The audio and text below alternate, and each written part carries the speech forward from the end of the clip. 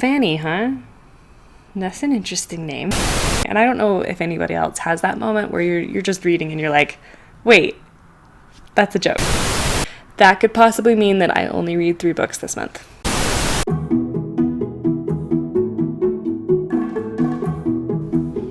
Well, hello there. Welcome back to my channel. My name is Ashley. Today we're going to be doing a different kind of TBR. I've done a couple of TBR videos where I list out all the books that I want to read for that month, and I noticed that for my wrap-up videos, I was trying to read even more so that my wrap-up videos could be even longer. I was putting pressure on myself to make sure that I finished all these books that I was saying that I wanted to finish in my TBR, and that is not healthy for me. So we're going to back up a bit and we're going to do things a little bit differently here. So this month, instead of focusing on all of the books that I want to read in the month of July, I'm going to focus on 5 things that I want to do as I'm reading, or goals that are associated around reading, in the hopes that that will help me relax and calm down and not stress so much about reading, because this is supposed to be a hobby, this is supposed to be fun, and I have a real tendency to be really perfectionistic about my hobbies and about just life in general. But I want to create a space for myself where it's just relaxing and calm and easy. And that hasn't been working so far this year. So we are doing things differently. So for the month of July, instead of focusing on what I'm going to be reading, I'm going to be focusing on how I'm going to be reading. I'm going to try and add a little more hygge into my life. And if you don't know what that is, you should read this book.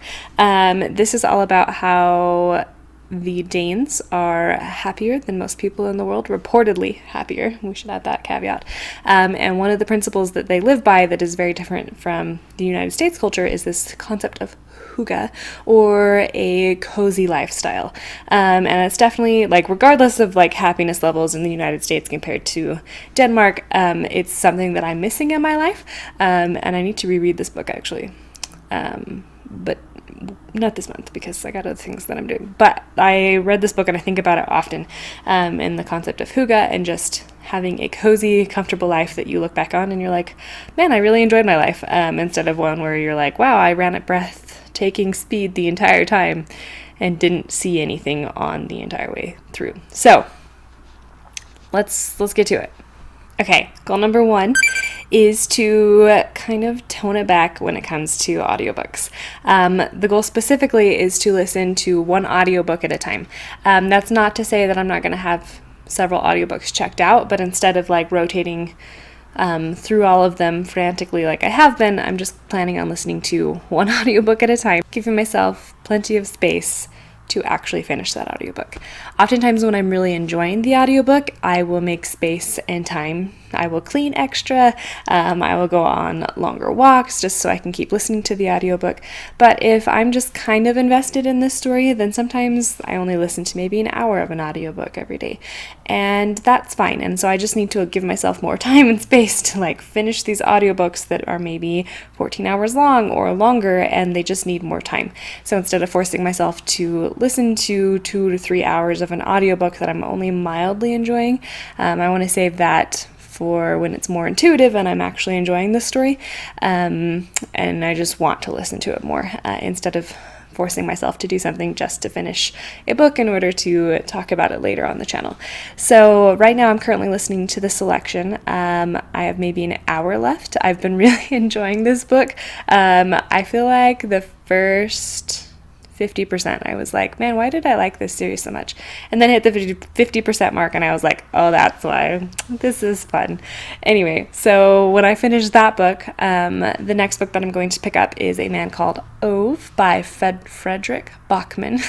I've heard so many good things about Fredrik Backman, especially from Murphy Nair. Don't know how to pronounce your last name, girl. Murphy. And she really loves him, and she and I tend to have similar tastes, so I'm hoping that that will translate. This book follows a crotchety old man who is forced into retirement, and he's unsure what to do with his life from this point on.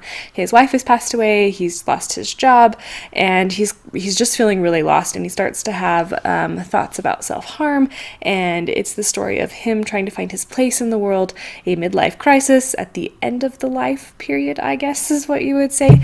The story itself is kind of interesting to me, but the hype around the author is what's pulling me more towards it. Also, this is the book that was picked for my book club, or not my book club, but the book club I'm participating in. So I am actually thrilled at the idea of finishing this early in the month. And then after that, I'm guessing that might be finished around middle of July, like July 15th or 16th. So once I finish that book, I am hoping to pick up The Once and Future Witches by Alex Harrow. I think it's Harrow, Alex Harrow. This is the story about 3 witches who come together in what's called New Salem, Massachusetts, and I'm pretty sure this takes place in our world, but I'm not positive. But they are determined to be part of the process of the suffragette movement and helping women get the right to vote. It says it takes place in the late 1800s. So I'm really interested. I've been looking for a good witchcraft story for a really long time, and I've been really disappointed with everything that I've picked up. So hopefully this is not the same. I don't know. I love the idea of witchcraft and Wicca. That's such a fascinating concept and idea to me. But I haven't seen anything done really well with both the magic and the characters. So I'm hoping that this is it. If not, we'll just keep looking. But if you have any good witchcraft stories, let me know down below, because I really want this is something I want in my life right now. And so realistically planning, that could max out the audiobooks section of my life and my period, and that's fine. And if I really enjoy these novels, that could go fast. Like sometimes I listen to 7 or 8 audiobooks. Sometimes I listen to 2 when I am naturally letting myself go at my own pace. So that's the goal, is to naturally go at my own pace, and instead of focusing on the numbers, to just take it easy and not feel like I need to stress about how many hours of audio I've been able to finish. Okay, goal number 2 is to enjoy and annotate a classic novel. For the most of this month, I'm betting that that's going to be Oliver Twist. I am halfway through this novel.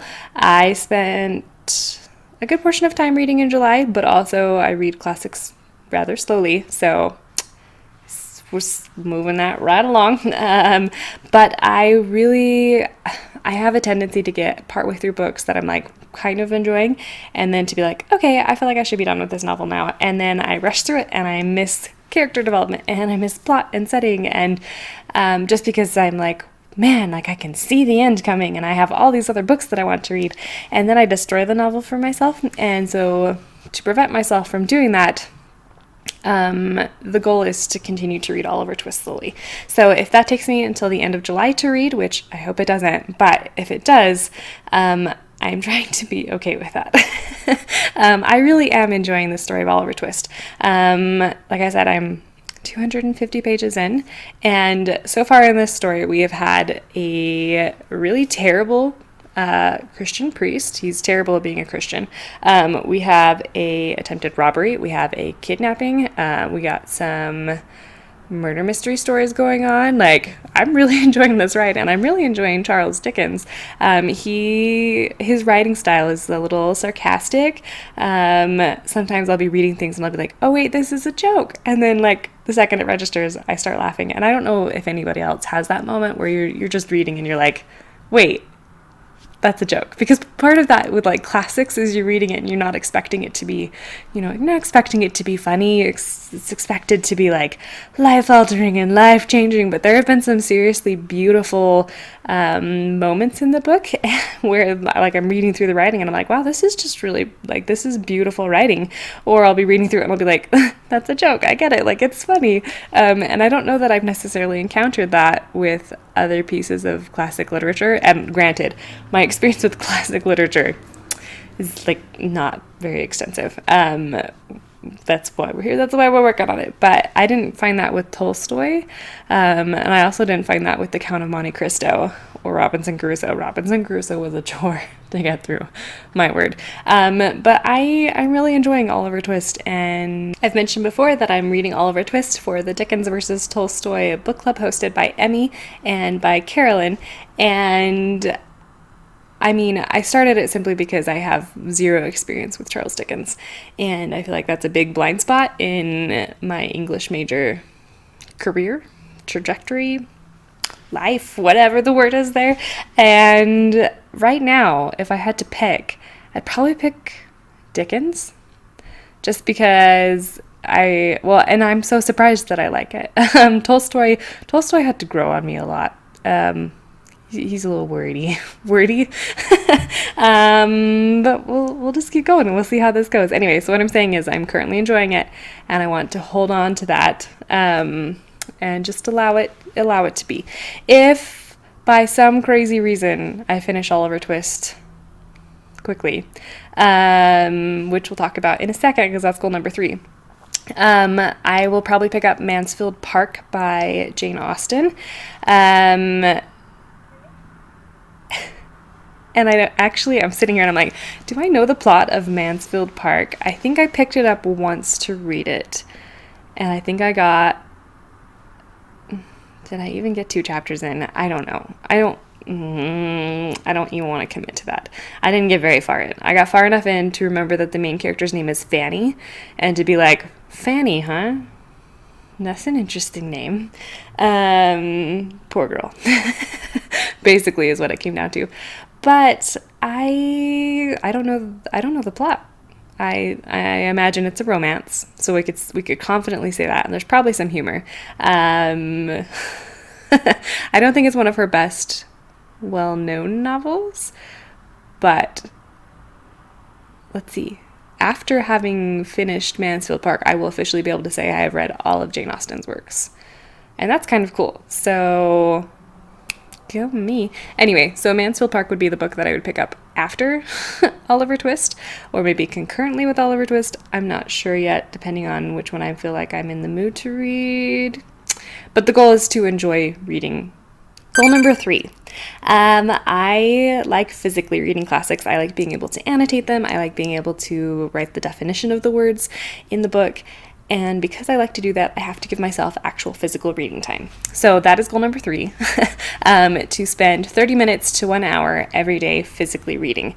And to be intentional about that reading time, because I usually read before bed, but some days that means I get maybe 10 minutes because then I pass out, and it's not like really good quality study classical literature time because I'm like,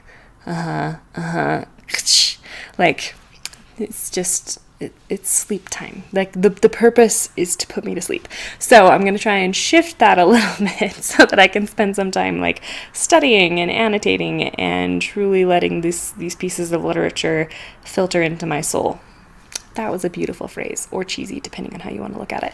In order for me to finish classics quickly, without reading faster and losing the novel, I have to give myself more time and space to actually read them. So for Oliver Twist, I'm going to provide myself more opportunities to physically read Oliver Twist than I have been previously in the month of July, because with a piece of like YA literature, it's pretty easy to sit down and be like, okay, I have like 2 hours, and you can just pop that out. Like it's pretty easy because you understand the language. It's a book that doesn't have an accent, a cultural accent, I guess I should say, and it's totally fine. But with pieces of classic literature where there's a lot more thought and interpretation of the piece of work that you have to do, you have to spend a lot more time with it.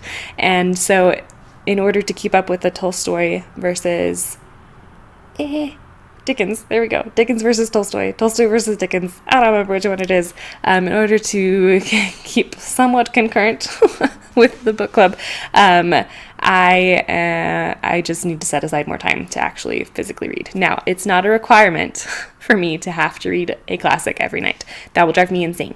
So I will be also reading another piece of literature along with whatever. That's probably going to be YA. Honestly, it will probably be Twilight, and that's the balance of my life, guys. Oliver Twist, creepy Edward over here. Like I need both of them. Okay, I need both. I don't like it, but I need both.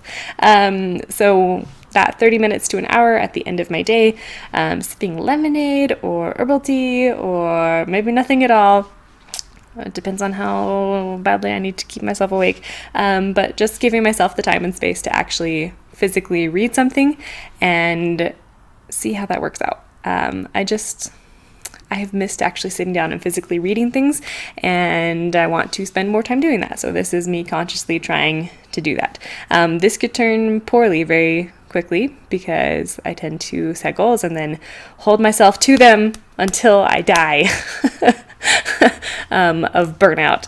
And that's not the point. The point is to just physically read and enjoy that reading. So there might be days when I don't want to read, and I'm not going to force myself to do that. I'm just not. So we'll see if that works for me, if I can find a good balance here. Goal number 4.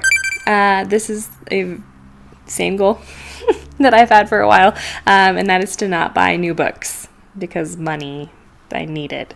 There are 2 exceptions here to this rule.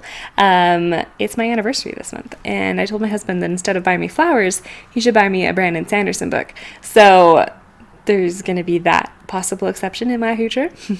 And then exception number 2 is that my pick for the book club that I'm in is in 2 months, 3 months. September? I think it's September. It's coming, that's all I know. Anyway, I would like to pick a piece of classic literature, and I would like it to all be the same edition. And so I'm going to go to the thrift store and see what I can find, and I'm going to purchase a couple copies of the same book so that I can hand it out in my book club. Don't tell them. Shh. I don't think they watch these videos. It's fine. But that would be the exception. So if I can find 4 copies of the same book, and then I can hand it out. That way everybody has the book. That would be great. 4 books for the price of 1. Beautiful. Perfect. So those are the exceptions, which basically means that I am not going to go to thrift stores or secondhand bookshops because I have a very hard time being like, but I need this, and I don't. Which is why I'm just not going to go. We just avoid that whole conversation altogether. Goal number 5 is to watch a couple movie adaptions of classic literature. I love watching movie adaptions of classic literature. I love reading it and then watching it and being like, wow, that's a great interpretation of it. Or going, wow, that is garbage. That is interesting to me, and I don't do it very often anymore. I haven't done it for a while, and I started watching a movie adaptation of Sense and Sensibility because I did a video essay. I did a thought video on whether Sense and Sensibility should be considered a classic, which you can view here, and I really enjoyed Sense and Sensibility, and I picked up the BBC's version of Sense and Sensibility, which I am halfway through, but I haven't made time to continue to watch it. So that is on my goals list, is to watch some adaptations. So I want to finish the Sense and Sensibility, and then I put War and Peace on hold at my library because I finished War and Peace a year ago, and I wanted to watch the movie adaptation, and I just never did, because I was so busy trying to do other things, and I have a bad habit of feeling like I have to earn fun things. So I can't just sit down and be like, no, this is fun and I enjoy doing it, and that is a perfectly reasonable reason to do it. It doesn't have to be an excuse. So we're working on that. I'm trying to add this fun thing into my life. So that's the point of this, is to add more fun things. That's 5 goals with multiple books attached to them, but that could possibly mean that I only read 3 books this month, and I don't know how I feel about that, because I tend to, I have been a huge reader for most of my life, and to take a step back and say, let's focus on just enjoying the process, is a hard thing. So wish me luck. I will talk to you all in the comments down below and in another video. Bye, guys.